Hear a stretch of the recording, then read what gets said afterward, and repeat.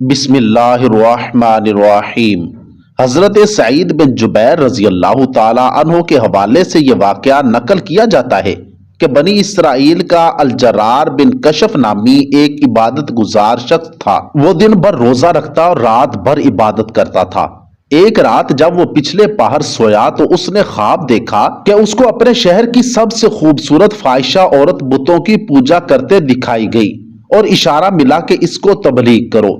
जब आंख खुली तो अल-जरार बिन कशफ बहुत हैरान हुआ कि मैं उस फाहिशा के अड्डे पर कैसे जाऊं, सारे लोग मुझे शक की निगाह से देखेंगे। खैर, उसने ख्वाब को अहमियत न दी और दिन भर रोजा रखा और रात सारी इबादत की। जब सुबह उसकी आंख लगी तो उसको फिर वही ख्वाब आया। लगातार आबिद को यही ख्वाब 3 रातों में आया तो चौथी सुबह वो उस फाहिशा औरत के घर पहुंच गया।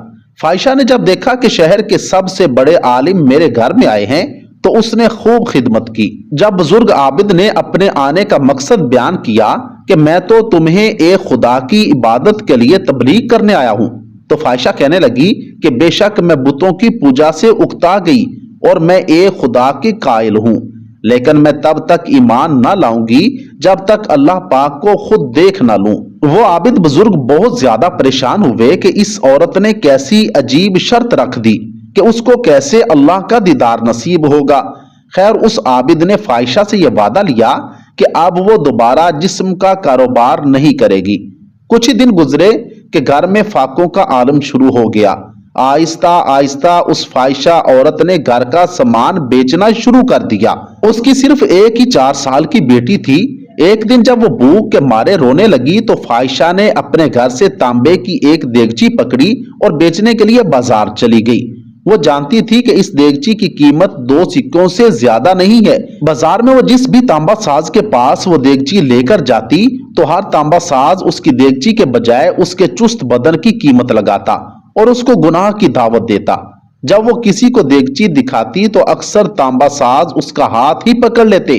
वो बार बार लोगों को बताती कि वो तौबा कर चुकी है, अब ये काम नहीं करेगी। खैर, उसको कोई 80 सिक्के तो कोई 100 सिक्कों की ऑफर करवाता। वो ये जान चुकी थी कि ये लोग हवस के पुजारी हैं, बस मेरे जिस्म की ही कीमत लगा रहे हैं, जबकि इस देगची की कीमत तो सिर्फ 2 सिक्के हैं। वो मायूसी के आलम में ये सोचती हुई बाजार से निकल रही थी कि ये कैसे ईमान वाले लोग हैं जो मजबूरियां खरीदने बैठे हैं। इससे बेहतर तो यही है कि मैं बेईमान ही रहूं। इतने में अचानक एक बारिश जवान लड़का उस फाहिशा को आवाज लगाता है कि बहन, क्या आप इस देगची को मुझे बेचेंगी? ये बाजार की बिल्कुल आखिरी दुकान थी।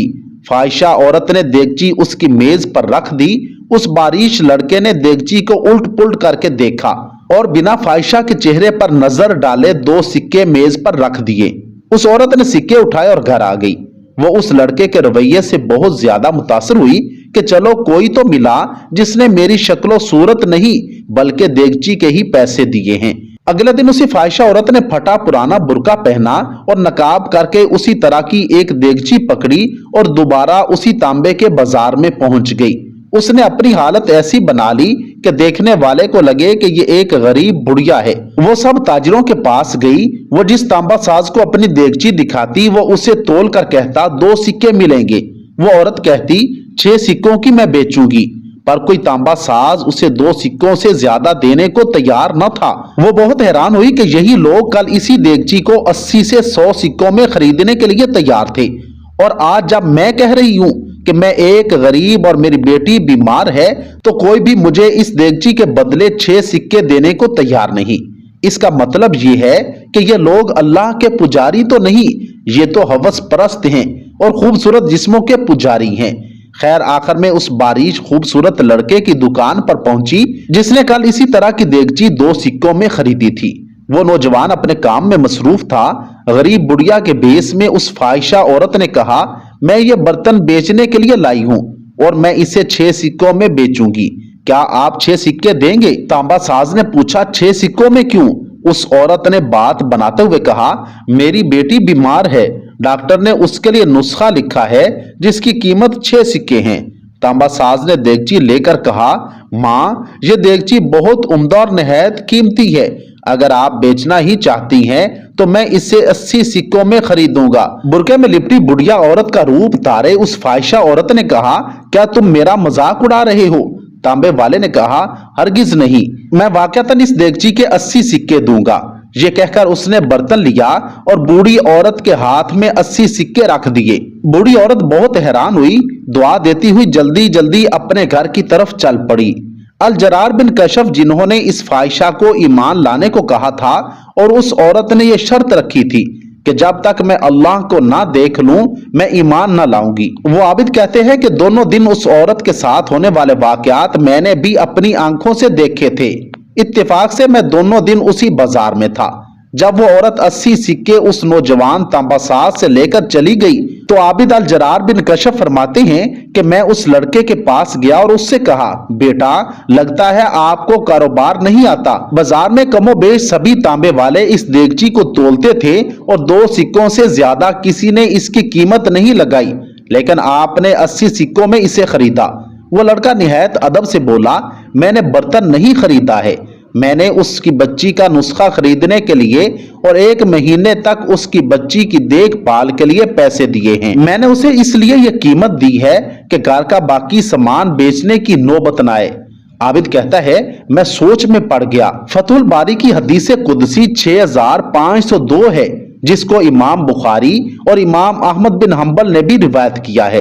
اللہ پاک فرماتا ہے، جس نے میرے لیے کسی کو تکلیف دی میرا اس کے خلاف اعلان جنگ ہے، اور میرا بندہ کسی چیز کے ساتھ میرا تقرب حاصل کرنے کی کوشش کرتا ہے تو مجھے وہ اس سے بھی زیادہ پسند ہے جو میں نے اس پر فرض کیا۔ میرا بندہ جب نوافل کے ساتھ میرا قرب حاصل کرتا ہے تو میں اس سے محبت کرنے لگتا ہوں، اور جب میں اس سے محبت کرنے لگوں تو اس کا کان بن جاتا ہوں جس سے وہ سنتا ہے، اور میں اس کی آنکھ بن جاتا ہوں جس سے وہ دیکھتا ہے، اور اس کا ہاتھ بن جاتا ہوں جس سے وہ پکڑتا ہے، اس کا قدم بن جاتا ہوں جس سے وہ چلتا ہے، اور جب وہ مجھ سے مانگتا ہے تو میں اسے عطا کرتا ہوں، اور جب بخشش طلب کرتا ہے تو میں اسے بخش دیتا ہوں، اور جب میری پناہ میں آنا چاہتا ہے تو میں اسے پناہ دیتا ہوں۔ میرے عزیز دوستو، اپنے آس پاس نظر رکھیے، غریبوں کی مدد کریں، بوڑھوں کا سہارا بنیں، اور خاص کر بیوہ عورتوں اور یتیم لڑکیوں کی دل کھول کر مالی امداد کیا کریں تاکہ وہ کہیں جسم بیچنے جیسے مکروہ کاموں میں نہ گھس جائیں۔ بے شک مجبوری ہی انسان کو برائی کی طرف لے جاتی ہے۔ آئیے اور آج سے ہی عہد کرتے ہیں کہ ہم صدقہ و خیرات کو اپنی زندگی کا ایک خاص مقصد بنا لیں گے۔ اے اللہ پاک اس ویڈیو کے تمام سننے والوں کے گناہ معاف فرما دے اور بروز قیامت ہمارے حساب میں نرمی فرما۔ اے اللہ پاک ہماری زندگی کو ہر قسم کے حسد اور شر سے پاک فرما دے اور تمام ضرورت مندوں کی ضرورتیں پوری فرما دے۔ کمنٹ سیکشن میں آمین ضرور لکھیے گا۔